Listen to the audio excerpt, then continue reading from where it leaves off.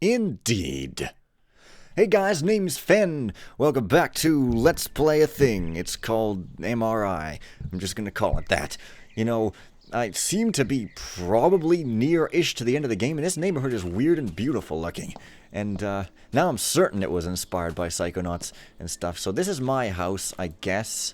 And there's a swing, and there's a satellite dish, and for some reason there's like a bunch of different ways to look at my... Well, there's a skylight, which might be the window through which the bird was gonna fly and kill himself. If the sun shines into the room in the morning, the blinds go down automatically. Oh, I see. It's the future, and therefore things like that happen. And the swing is depicted as a computer chair. That's pretty amazing. As a kid, I spent a lot of time on this swing. Well, good. Spend some more time on it. Better not. For adults, these things are hazardous.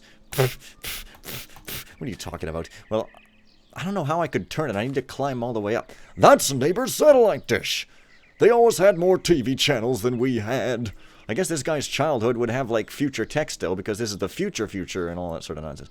I can't reach the dish from down here. And my parents forbade me to climb onto the neighbor's roof. Well, you're in a dream, so it's like, who cares? Wait a minute. Wait. I'm supposed to drink this outside for, like, literally no reason. Well, yeah, I can't do that. Look. I better go to an open spot. This is open. Oh, he's walking to an opener spot, I guess. Oh! That's amazing. Right, of course, because he said he thought that it would make him grow very quickly. That's weird. And I want to crush something. That'll be fun and stuff. I hope I won't get in trouble for this.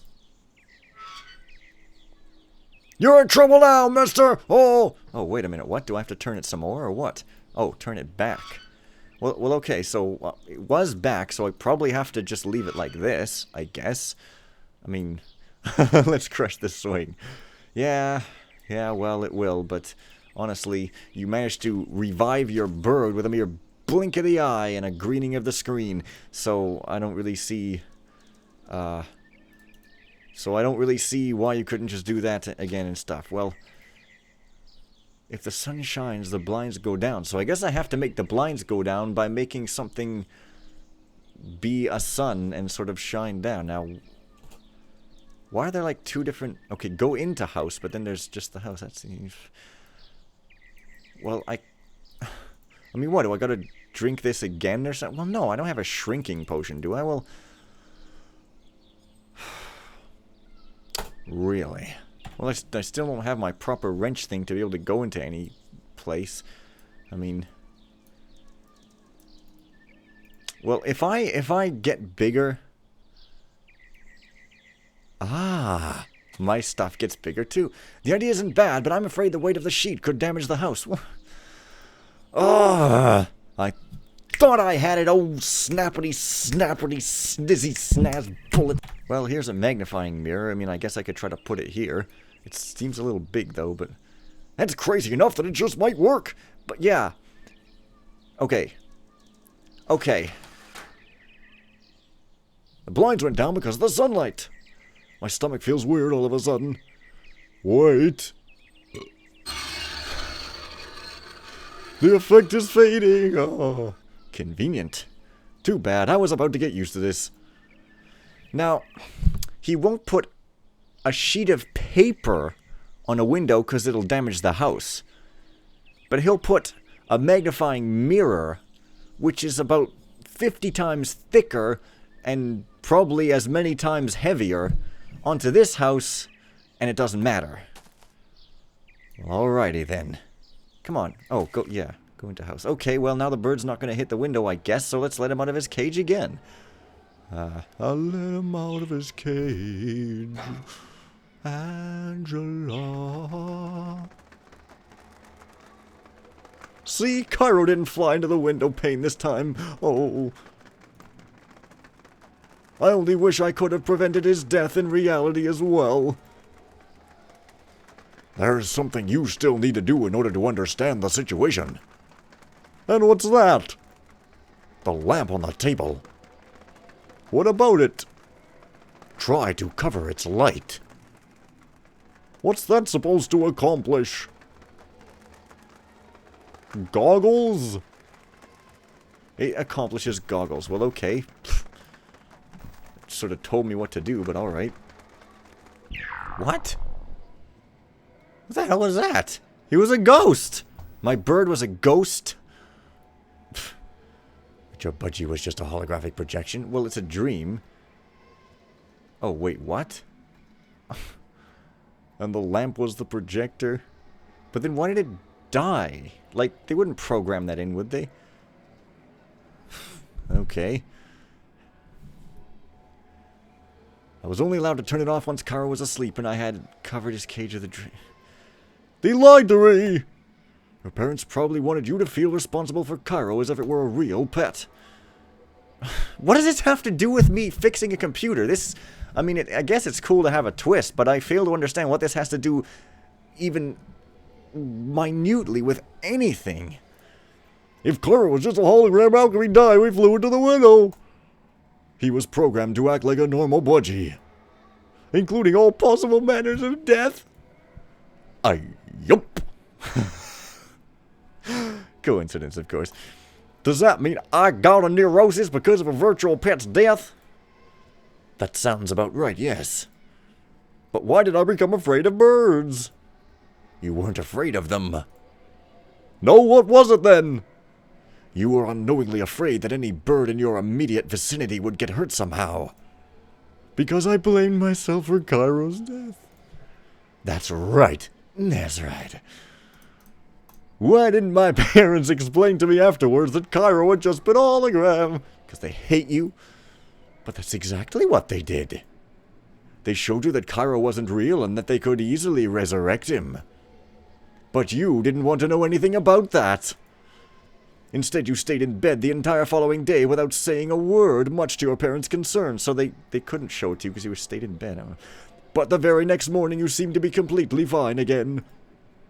Cairo was never mentioned again, and the projector got packed into a box and put into the basement. Your parents thought you had recovered from the incident. In reality, I had repressed Cairo's death. Correct, and that's what developed your phobia. And how do I wake up now? Just a moment.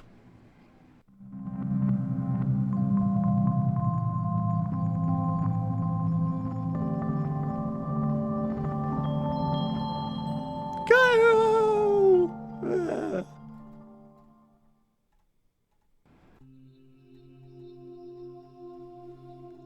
That's better. Welcome back. Thanks. Now, I'd really like to know how my memories ended up inside this computer. Oh, is that what happened? Oh, I get it now, I guess. It's just telling me that now. That's your fault. Gee, am I responsible for everything that has happened tonight? More or less, yes. Lovely. And how did the whole thing start? Well, it all started when... You were about to go to bed, but I reported a memory defect. I see. A memory defect, you say? Don't look at me like that. The defect was genuine, honestly. Anyway, you wanted to repair me immediately, even though you were hardly able to keep your eyes open. With the catharsis interface, how come I can't remember any of this? Because you fell asleep during the reparation. Oops. And then all hell broke loose. Shortly after you'd fallen asleep, your brain started to work at double speed. Since you were still connected to me, your mind saw a unique opportunity. Finally, there was a way to get rid of all the bad memories that it had kept locked up in your subconscious. When you got into the dream phase, I was bombarded with a massive flood of data about birds. Those were all memories from your brain. The incessant flow of information was too much for my small memory capacity. Small meaning, I guess, several terabytes. I had to find a place where I could immediately forward the data I was receiving. Why don't you just delete it? Seriously, that's what usually happens. I looked for the next best company whose network was openly accessible. The chaotic bird data in my memory was probably the reason why I found Rosonnet Engineering. To get at least some semblance of control back, I sent the information to Rose on its main computer. It didn't take long until the computer was faced with the same memory problem. You humans simply have too much storage space in your heads. True that, right? Rose on its main computer split the data and distributed it among several devices inside the company's network, and then they paid me. So essentially I broke it and then charged them to fix it. It's pretty awesome. Way to make a living. Lucky for us, your dream phase ended shortly after, which alleviated the situation somewhat. The main computer called me a bit later with a proposition to lure you into the office building. You should connect yourself with the main computer and be put to sleep. That would enable us to reverse the therapy and use your memories to cure your bird neurosis. The computer evacuated the building and prepared everything for your arrival. The temperature on the executive floor was raised to make you drowsy. Each of the 4 affected devices were instructed to fake a defect. That makes me feel pretty pointless. I don't know about that. You had to interface with all 4 of them before you could reach the executive floor. Only that way they could send the memories they had received back into your brain. Okay. When everything was prepared, I received the assignment from the main computer and woke you up. You know the rest. I don't know if I should be thankful or terrified. Machines that autonomously perform psychiatric therapy on a human. That sounds like material for a horror movie or an indie game. Nobody knew until now what would happen if a human fell asleep with a catharsis interface still running. Speaking of falling asleep, I'm dead tired and I can hear my bed calling me.